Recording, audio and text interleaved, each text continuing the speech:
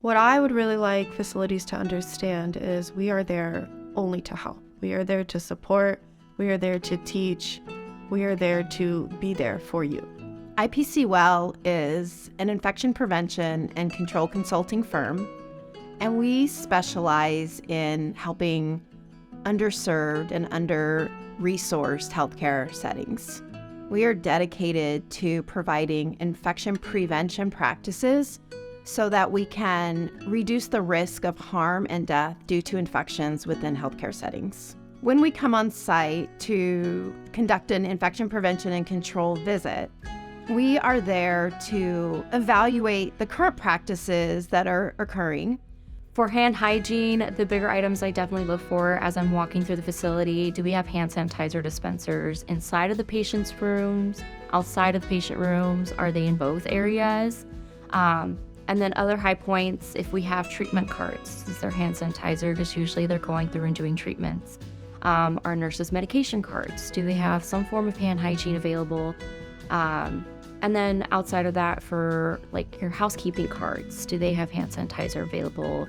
Is there good hand hygiene sinks available in medication rooms or in the dietary kitchen to make sure that they're also practicing good hand hygiene?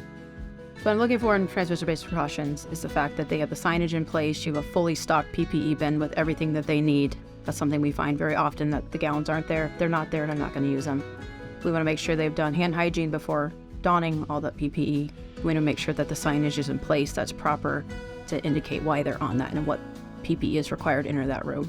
And as we're walking through the facility, if an employee happens to get ready to walk in or is getting ready to walk out, we'll watch to see, are they donning and doffing everything appropriately? Are they doing hand hygiene when they were supposed to have done it for that process? Shared residence equipment can be a big area of concern that isn't always addressed. A lot of times that's overlooked. We want to make sure that's properly being cleaned and disinfected between each resident.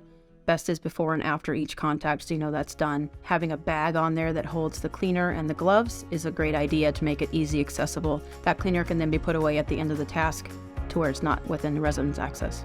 The shower room is also a high-risk area for mold due to the natural moisture content from the showers being on constantly throughout the day.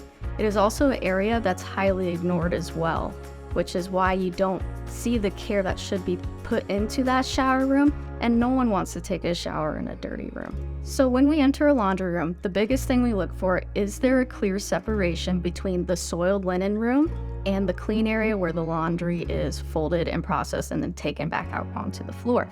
The second biggest thing is, in order to sort the laundry safely, your laundry staff have to have the appropriate PPE to do so. So we want to make sure they have an adequate amount of gowns and that it is a clean gown each time that they are sorting that laundry to protect themselves. They are the backbone of these facilities, and we want to make sure we keep those employees safe. So when we enter a kitchen, what we look for is a separation between the dirty area where the dishes are received and the clean area where the food is prepared and sent out to the floor. And it all starts where the dishwasher is. We want to make sure that it is clearly separate from any prepared food. That way we're not cross-contaminating any potential dirtiness with the clean food. Some other things we look for in the kitchen is the general cleanliness. We'll look at your ceiling vents, we'll look at the floor, we'll look at the walk-in coolers as well to see if there's ice buildup or moisture in there, because that is also a potential for infection for those residents consuming any exposed food to bacteria. I really hope that you take advantage of an on-site infection prevention and control visit. I've been told that one site visit with us equates to over a year's worth of research and education that an IP has had to study on their own. We point out what you're doing well and we build upon that. We encourage you, and I can't tell you how many times we've been told that nobody thanks them for what they're doing, and so they're so grateful that we've come on site, we show you what you're doing well, and then we partner with you in helping to improve upon what you've already laid in your foundation.